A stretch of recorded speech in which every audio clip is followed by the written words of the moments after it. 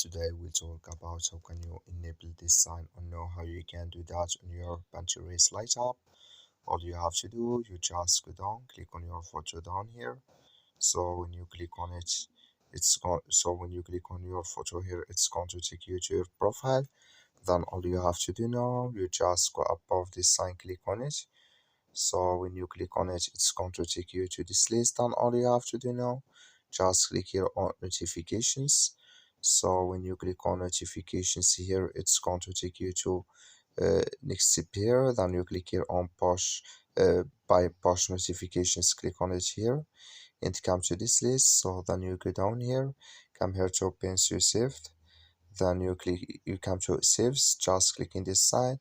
Then like you see this color show for us, that's means saves for pens to save enable with us now for notifications.